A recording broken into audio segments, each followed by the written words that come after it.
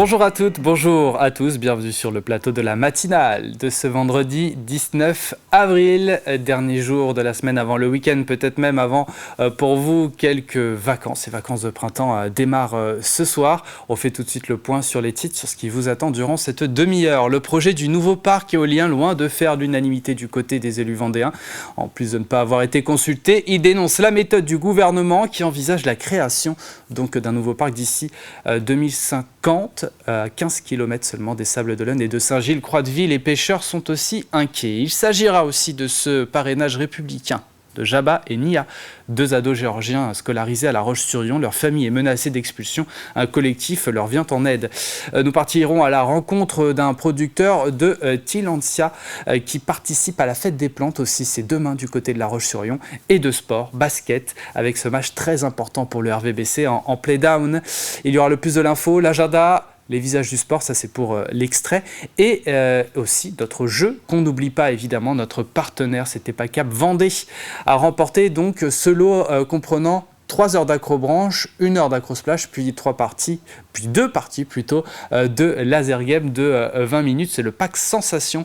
La question arrive, l'indice, le tout dernier, également pour vous aider. Mais avant tout ça, les prévisions météo du jour. Et ce sont une nouvelle fois les éclaircies qui nous accompagnent dès ce début de journée. Ce qui marque surtout, c'est la fraîcheur de 4 à 6 degrés. Mais dans l'après-midi, ça se couvre un peu. Ça restera agréable, le mercure au meilleur de la journée ira jusqu'à 15 degrés en moyenne. Les marées maintenant avec une basse mer à 9h08. Ensuite à 21h20, nous avons la pleine mer entre les deux à 15h34, coefficient de marée 47,52. Pour les marchés alimentaires, il y a le choix là aussi. La carte est assez complète. On a Saint-Denis-la-Chevasse, Moutier-les-Mauffais ou encore les Épaisses. Si ça fait trop loin et que vous êtes plus à l'ouest du département, rendez-vous à Saint-Hilaire-de-Riez, l'Île-d'Olonne, les Sables-d'Olonne et plus au sud encore, Longeville-sur-Mer. Pour info et pour rappel, si vous y passez, ces travaux de réfection de la chaussée sur la RD 948 en 2 fois 2 voies entre la déviation de Bournezeau et le giratoire de Napoléon Vendée à La Roche-sur-Yon sont toujours en cours et jusqu'au 14 juin. Les voies de circulation sont partiellement neutralisées avec des limitations de vitesse. Restez prudents dans le secteur. Nous sommes le vendredi 19 avril 2024 et le 19 avril, nous souhaitons une bonne fête aux Emma, Timon et Socrate, anniversaire de la famille Simpson, Bart, Homer, Lisa, Maggie et Marge. Tous ont 36 ans. Coup d'œil vers le ciel pour vous dire que le soleil va se coucher ce soir à 21h en Vendée. Voilà pour les quelques infos pratiques du jour. Place au journal 100% local de la rédaction.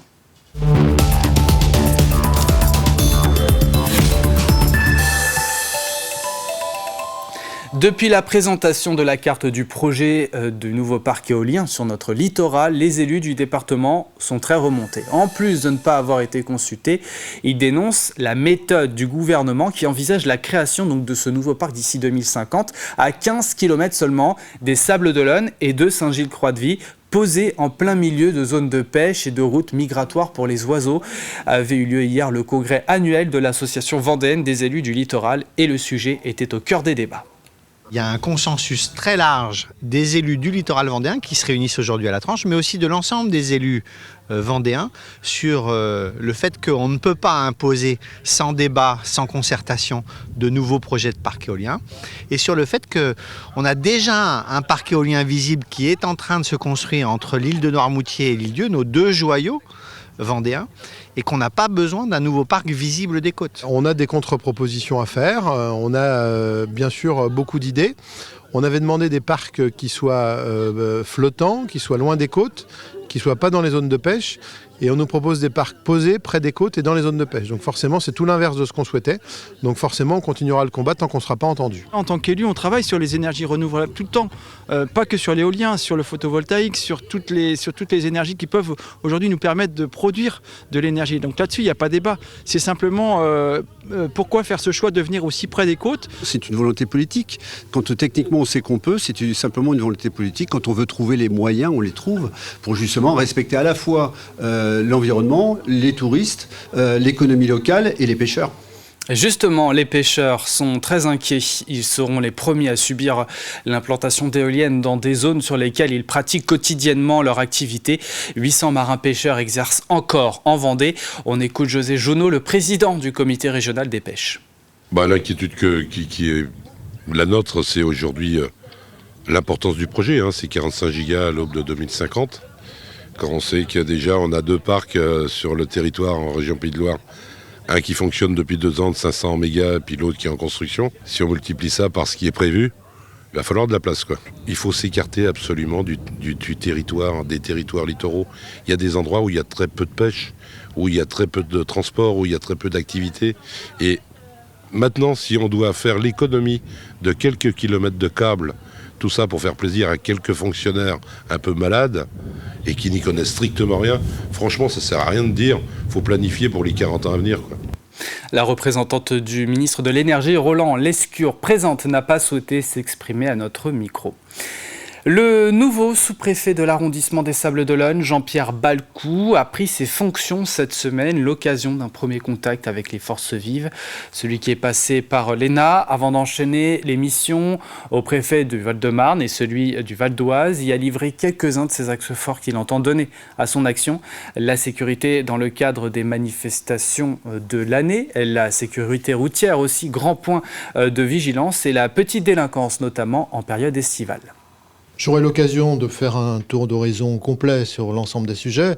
Je sais que l'arrondissement est très divers en réalité. Bien sûr, on a des problématiques qui concernent le littoral, et on a aussi des problèmes, d'autres questions qui concernent la partie plus à l'intérieur du territoire.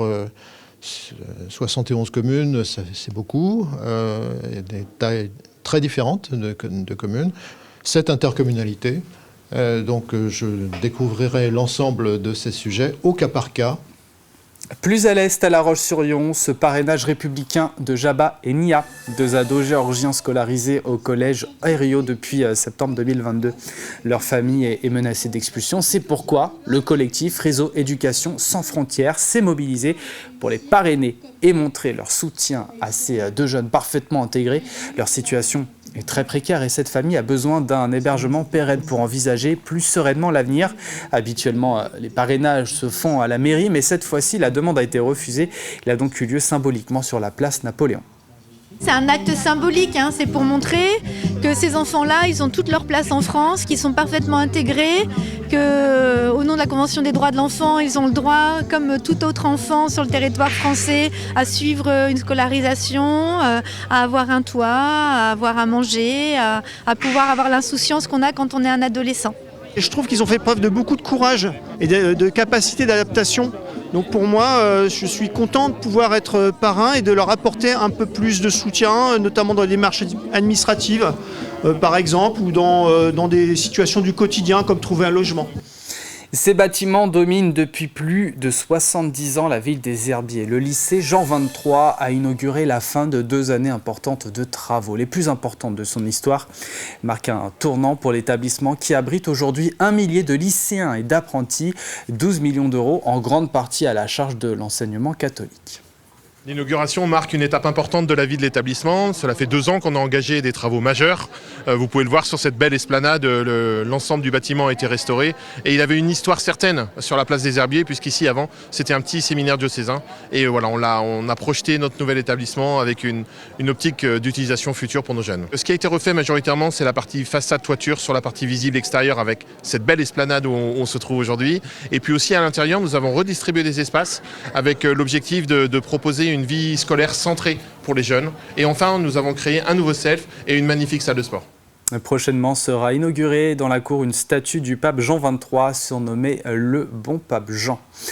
La 21e édition du festival de théâtre Terre-Neuve en Vendée évolue cette année en délocalisant 2 représentations, Roméo et Juliette au Parc Soubise à Mouchamp le 13 juin et la Foire de Madrid au Château de Comquier 2 jours plus tôt. Depuis la première édition, près de 50 000 spectateurs ont pu profiter des pièces. En 2023, record battu avec précisément 3 480 spectateurs. on a décidé de faire 2 dates en dehors de Terre-Neuve, pour la bonne et simple raison qu'on s'est rendu compte avec le temps qu'avec le succès du festival de Terre-Neuve à Fontenay-le-Comte, que finalement l'essentiel de la population venait du sud Vendée, voire même simplement autour de la commune de Fontenay-le-Comte et Fontenay-le-Comte.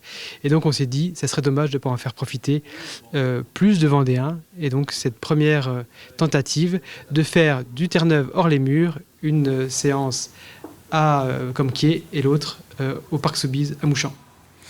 Cette année encore, l'Asphodel, avec la collaboration de la ville de La Roche-sur-Yon et de ses services, organise sa fête des plantes. Le tout dans le cadre du parc du château des Oudéries sur l'esplanade Paul Caillot. L'association propose encore cette année aux jardiniers d'échanger avec les professionnels, parmi eux un producteur de Tillandsia. Plantes composées de près de 400 espèces. Elles font partie de la grande famille des broméliacées, dont le membre le plus connu n'est autre que l'ananas. Grégoire de Châtillon a pu rencontrer ce passionné de ces plantes peu ordinaires aux herbiers et qui sera présent ce samedi pour la 22e édition. Cet habitant des herbiers, ancien animateur de pêche, est un amoureux des plantes, plus précisément un amoureux des Tillandsia. Ces plantes, les voilà. On les appelle les filles de l'air.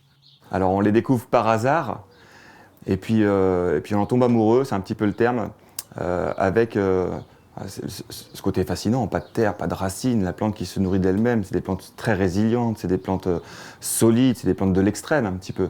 Et puis elles ont un côté graphique, une élégance, je trouve, on s'en occupe un peu, mais c'est super facile, et elles nous le rendent fois 100, c'est des plantes fantastiques. Originaires du continent américain, les Tillandsia, cousines de l'ananas, ont la bonne idée de se nourrir de l'humidité de l'air. La plupart sont épiphytes, c'est-à-dire qu'elles se cramponnent dans leur milieu naturel sur d'autres plantes. Émilien Rondard s'en est fait une spécialité, une passion devenue pour lui une activité professionnelle. Depuis 3 ans, naissance de la cabane à Tillandsia. Les plantes d'Émilien sont produites en France, il les récupère bébés, puis il les cultive afin de les proposer à la vente. Sa spécialité, les espèces rustiques. Certaines espèces les plus rustiques, que j'affectionne particulièrement, résistent entre -8 et -15 degrés. Donc elles ne sont pas toutes aussi tropicales que ça. Alors c'est vrai qu'à la maison, j'ai des espèces que je laisse toute l'année dehors, accrochées aux poutres, accrochées dans des arbres. Dans les arbres de son jardin, comme ici, les Tillandsia se cultivent à la mi-ombre, elles ont besoin d'aération et d'humidité. Chaque plante qui fleurit va générer 2 ou 3 rejets, donc croissance lente en effet, mais exponentielle, ça va aller de plus en plus vite. Ici on a une 12aine de fleurs, donc je peux m'attendre dès cet été à avoir une 20aine de bébés qui vont pousser à travers la plante et la faire grossir. Voici un spécimen âgé de 12 ans, le Tillandsia, une plante qui ne manque pas d'air, à retrouver ce samedi lors de la fête des plantes du parc du château des Oudéries à La Roche-sur-Yon. Allez, un mot de sport maintenant. Ce vendredi soir, la Roche-Vendée Basket démarre les playdowns de LFB, la Ligue féminine. Pour leur première des 6 rencontres, les Tigresses reçoivent Saint-Amand-les-Eaux. Coup d'envoi à 20h. Manu Baudy, entraîneur de la Roche-Vendée Basket, à notre micro. On est prêt, on est excité, on a hâte que ça démarre parce que là maintenant ça fait quasiment 15 jours qu'on est en train de les préparer. Donc non, excité que ça commence et puis rentrer tout de suite dans le vif du sujet à la maison. Franchement, c'est top. Ça fait 2-3 mois que je tiens le même discours auprès des filles, de garder la tête haute et puis de vraiment de tout donner sur chaque match pour vraiment aller chercher le maintien et c'est ça le plus important. Le groupe il est là, le groupe il est solidaire, donc on va jouer là-dessus.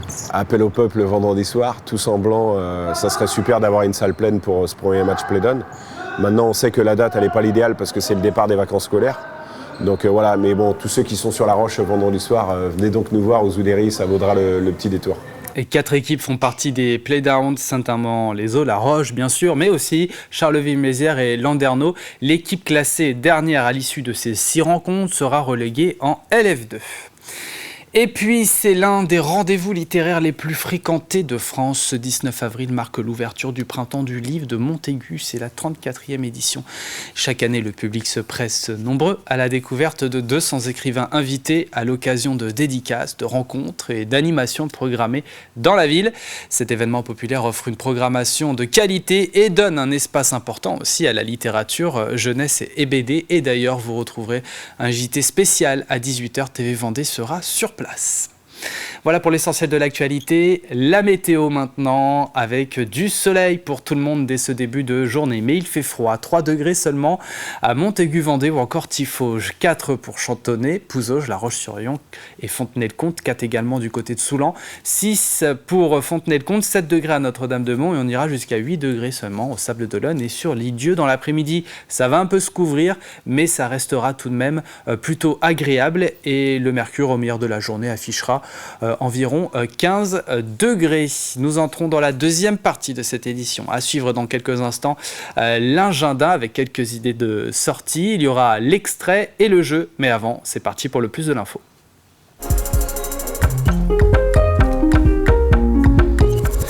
Dans le plus de l'info, nous revenons sur la Roche VF qui va devenir le Vendée Football Club la saison prochaine. Un projet qui a pour vocation de rassembler. Quel impact sur le budget et le sportif? Voici quelques éléments de réponse.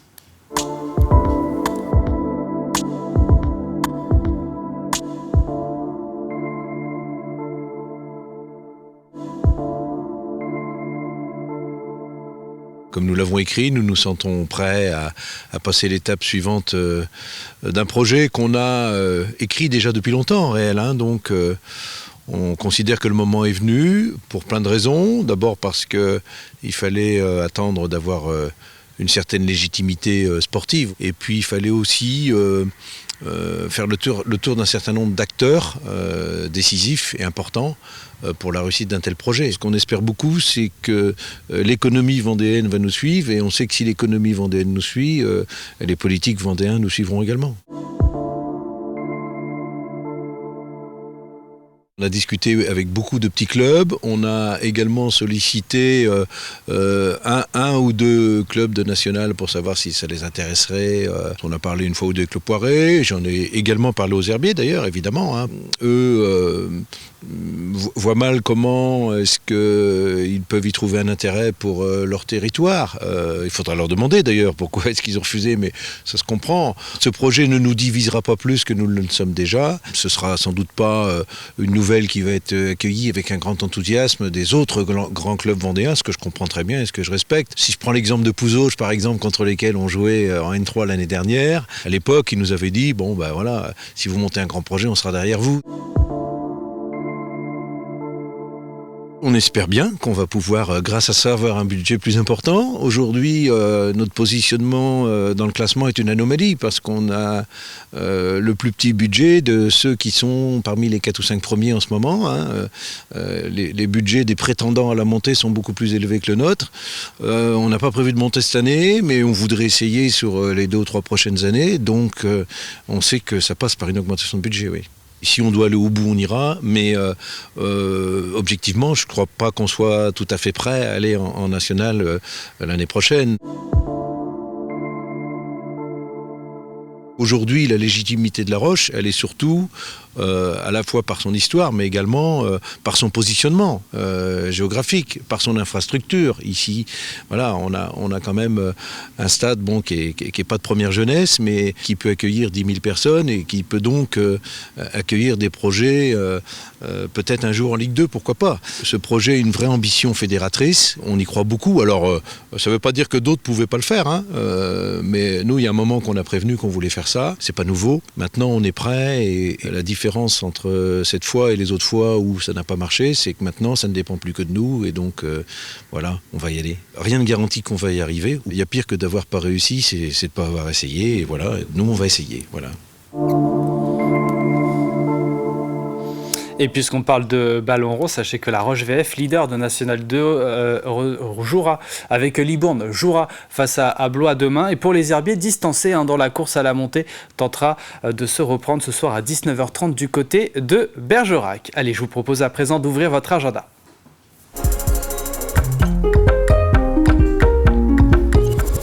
Que faire en Vendée ces prochains jours? Prenez note, on a l'ouverture du marais communal au Velluire sur Vendée, des ateliers autour de l'athlétisme à Tranche-sur-Mer, un vide-grenier aussi du côté de Talmont-Saint-Hilaire.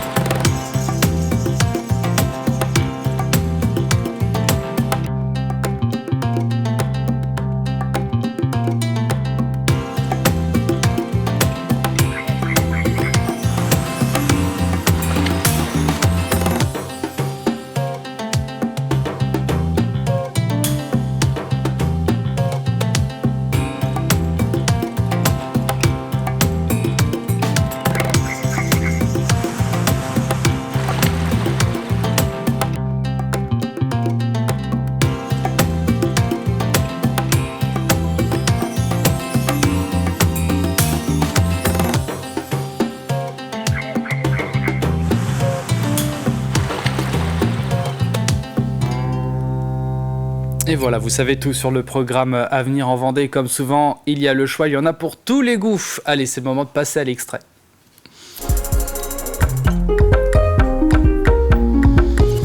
Un nouveau numéro des Visages du Sport est à voir. Nous prenons la direction du Fontenay Club Chautocan et découvrir Lola Cochard, 16 ans.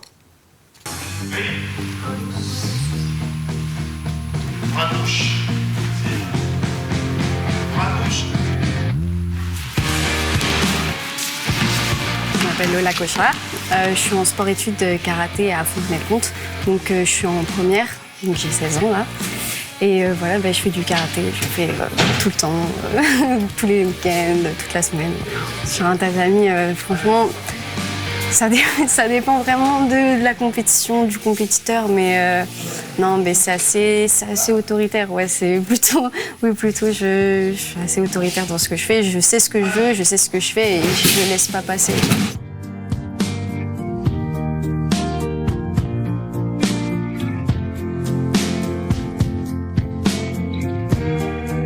Je fais beaucoup de sport parce qu'au lycée, j'ai la spécialité EPPCS, donc c'est la spécialité sport. Aussi, je fais de la danse et entre midi et deux, je fais du volley, je fais souvent du sport. Ouais. Pour mes compétitions à l'international et par rapport au lycée, vu que je suis en sport-études, c'est beaucoup plus simple en fait. Les professeurs, etc., ils sont obligés d'accepter le fait qu'ils savent déjà qu'on va partir souvent en compétition à l'international, puis ils sont vraiment derrière nous, tous ils nous félicitent, ils sont vraiment derrière nous, donc c'est super. Non, j'avoue qu'on a un super cadre pour partir à l'international et on est dans le meilleur environnement. C'est une athlète absolument exceptionnelle, on le sait, on le voit. Elle et sa sœur, elles sont deux dans l'histoire, mais c'est vrai qu'on sait que Lola est une athlète exceptionnelle et puis qui fait un nombre de podiums nationaux par an prodigieux. Et elle arrive à un moment où elle se sent tellement prête qu'elle ne veut plus faire de cadeaux, elle ne veut plus faire les erreurs, elle a bien appris de ses erreurs, maintenant elle veut tout prendre. Donc ça s'est vu là à Dubaï en rapportant la médaille de bronze mondiale. Et voilà, là franchement elle a fait des belles choses dans le passé, mais elle semble être en situation de pouvoir faire beaucoup plus dans les mois et les années qui vont venir. j'ai mes techniques, on sait que j'ai mes techniques, l'adversaire sait que j'ai des techniques je peux contrer, je peux attaquer, je suis très polyvalente aussi, j'ai un grand panel de techniques, donc je suis prête à toutes les situations. Donc c'est assez imposant comme panel de techniques et comme karaté. Un numéro complet à retrouver aujourd'hui donc sur TV Vendée. Allez, il est temps de passer au jeu maintenant, c'est parti.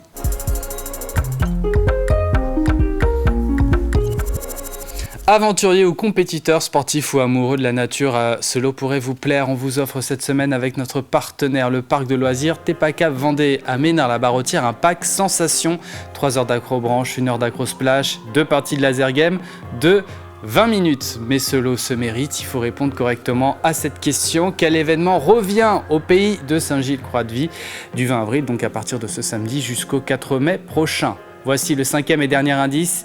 Il marque le début de la saison d'un poisson migrateur. Cet indice, en plus des images, va vous mettre sur la voie, j'en suis sûr.